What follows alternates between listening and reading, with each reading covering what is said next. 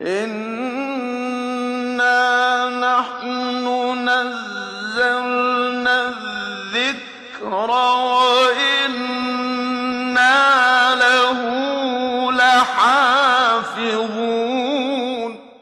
Qur'onni haqiqatan biz nozil qildik va cho'qim uni qo'g'daymiz.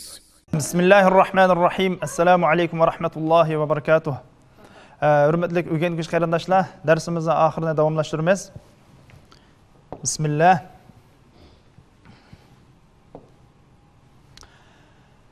Hozirda so'zlamoqchi bo'lgan darsimiz qalqala.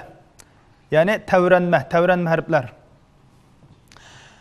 Arab tilida 5 tavranma harf bor. Bu harflar qof, to, ba, jim, dal. Ya'ni bu harflarni yig'inchoqlab, tuvandagi kalimaga yig'inchoqlaymiz. Qutubu jadd. Ya'ni qutubu jadd degan jumladagi qof, to, ba, jim, dal. Mush 5 harf tavranma harflari, ya'ni qalqala harflari deb ataladi. Unda bo'lsa bu qalqala, ya'ni tavranma degan nima degan gap desanglar, mushu harflarni talaffuz qilgan chog'imizda, ya'ni mush harflar sakinlik vaqtda, mush harflarni talaffuz qilgan chog'imizda, mush harflarningki chiqish o'rinlarining, ya'ni mahrajlarining tavrinishi. Ya'ni xuddi bir aks sada yongandek titirishi yoki tavrinishi qalqala deb ataladi. Ya'ni qalqala deganimiz harflarning mahrajlarining tavrinishi. Demak, qalqala harflari qaysi? Qalqala harflari, ya'ni tavranma harflari 5 harf. Qutubu jadd degan jumladagi qof, to, ba, jim, dal. Mush 5 harf. Unda bo'lsa buning misollarini ko'rib baqaylik. Misollari, masalan, qofningki misollari, masalan, qof mayada sukunlik keldi.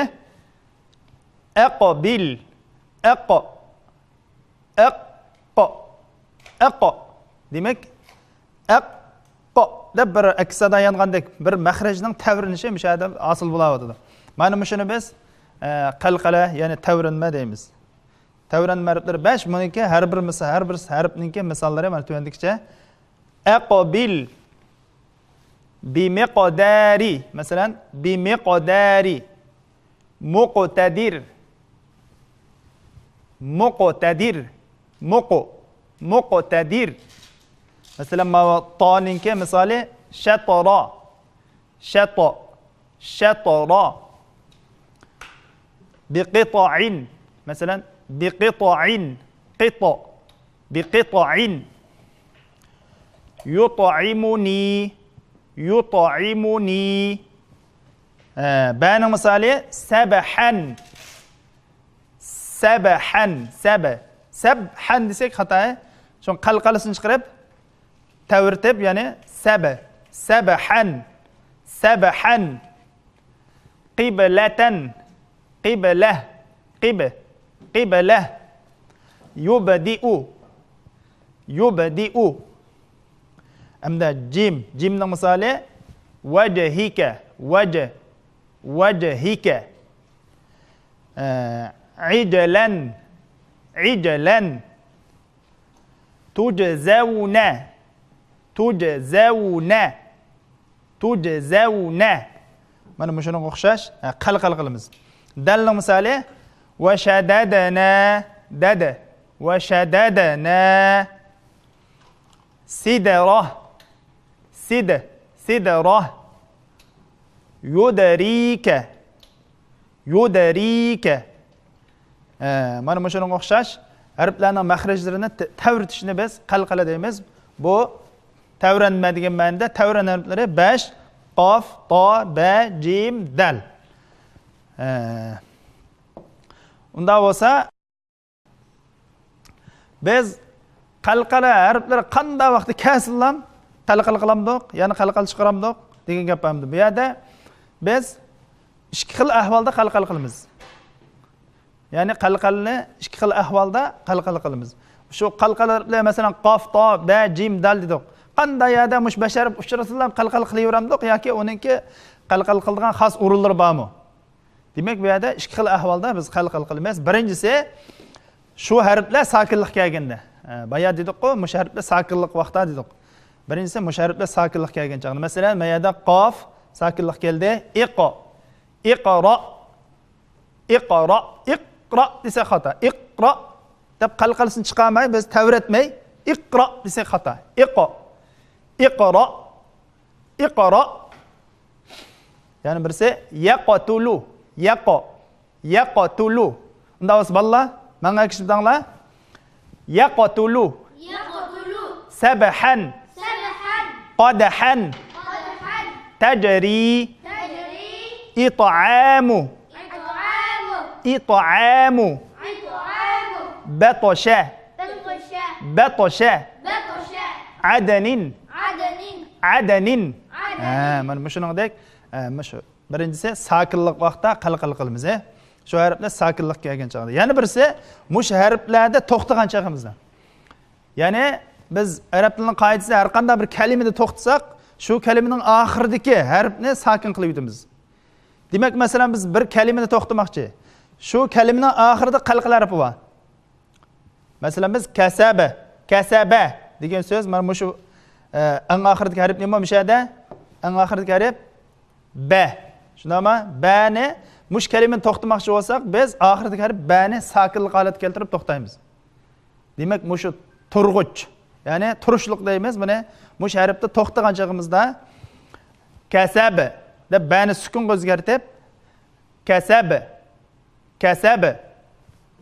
Yana birisi lahab, lahab, hatab, falaq, xalaq,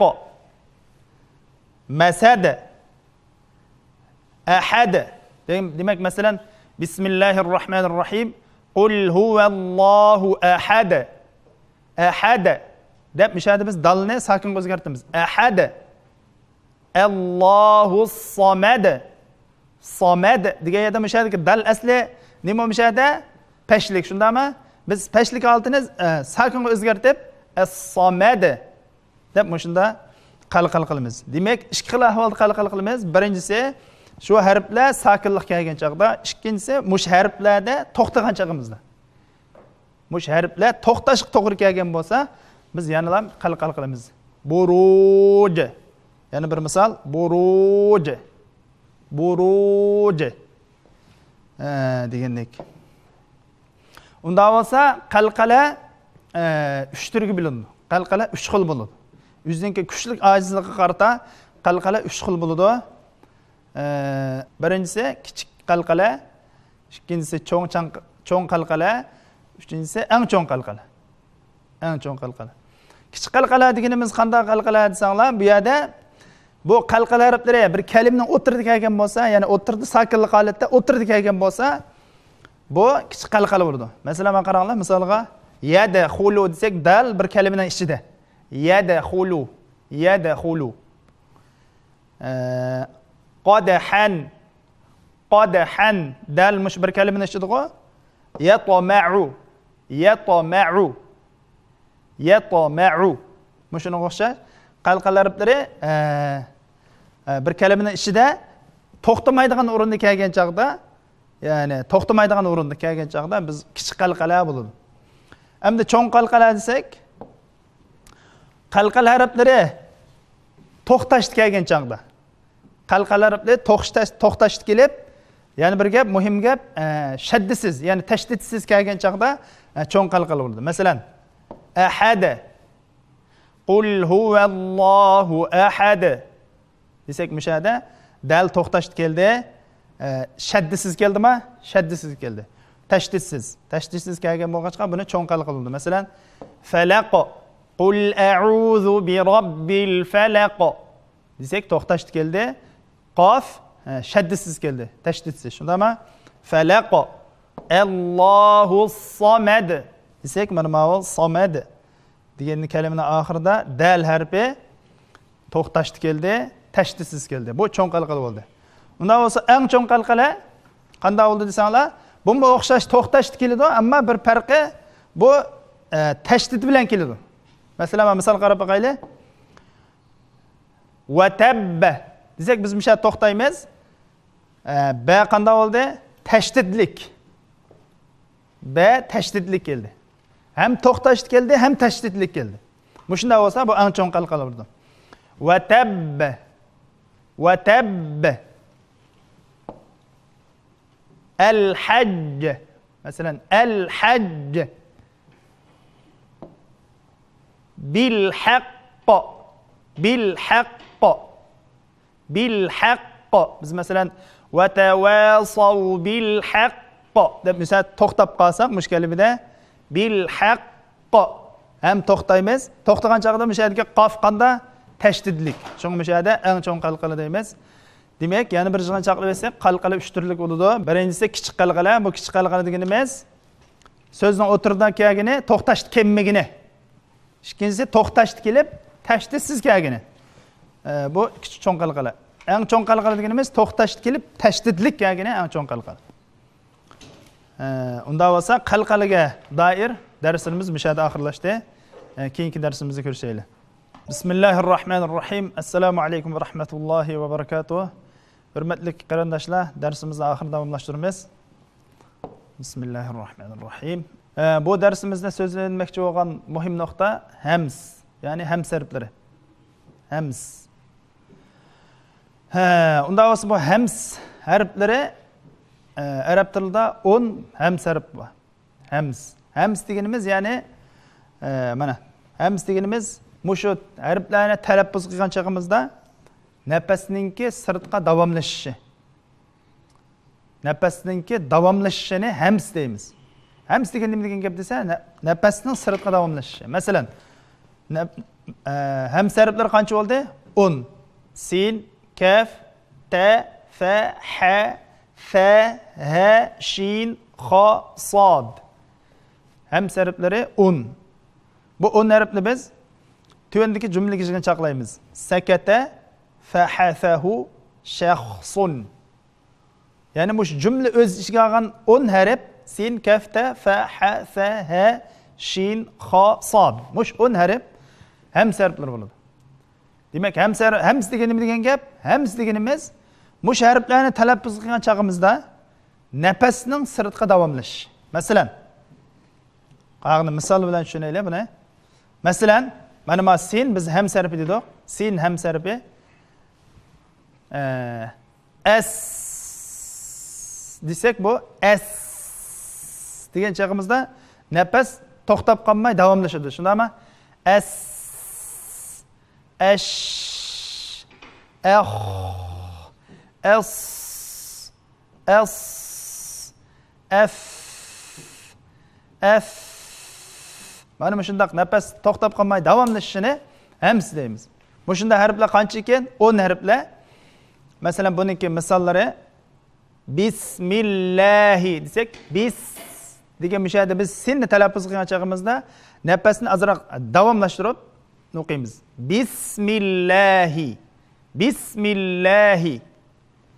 Aflaha. Aflaha. Aflaha. Yushrikuna. Shin müşahede hemsarif. Şundaymi? Şunu buni alohida. Yushrikuna. Akhlada. Akhlada. İslahun. İslahun. İslah. Demek mana shunda talaffuz qilsak Alloh xolisa to'g'ri bo'ldi. Hams degan bir sifatni to'liq ado qilgan bo'lamiz inshaalloh.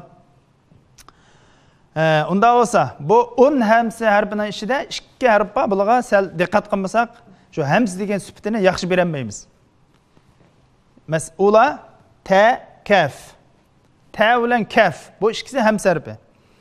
Lekin bu ikkisiga alayda diqqat qilmasak, hams degan sifat yaxshi chiqmaydi. Bulan talaffuz qilgan chog'imizda masalan at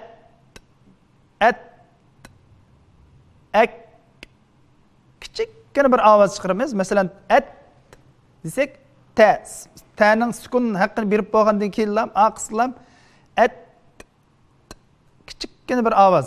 Tuan ovozdan bir harf chiqaramiz. Bir ovoz chiqaramiz. Mana shu ta'ningki hamsi shu bo'ladi. Masalan at ak ek desak kichikgina bir ovoz chiqaramiz. Ta bilan kafni hamsi uzun chiqarib o'tishga bo'lmaydi. Bak cho'ng kuchli chiqarib etsak bu qalqalga o'xshab qoladi. bu ta bilan kaf ham sarf bo'lg'achqa o'sha yerga alohida ahamiyat bersak qalqalga o'xshab qolish ehtimoli bor. Masalan, aka, ata desak bu qalqalga o'xshab qoladi.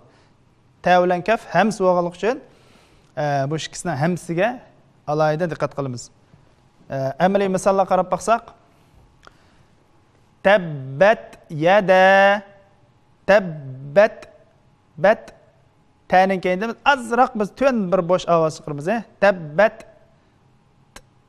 tabbat, tutla, tutla, yatluna, yatluna, bukratan, bukratan, yakzibuna, yakzibuna, yak, taktumuna, taktumuna. Mushunadek musharga diqqat qilamiz. Demak, ham sarflari un, sakata fahasahu shaxsun degan jumladagi un harf. Bularningki misollari bilan amaliy misollar bilan tanishib chiqdik. Demak, ham sarflarga aloqador darsimiz o'sha yerda oxirlashdi. Keyingi darslarimizda ko'rishamiz. Assalomu alaykum va rahmatullohi va barakatuh.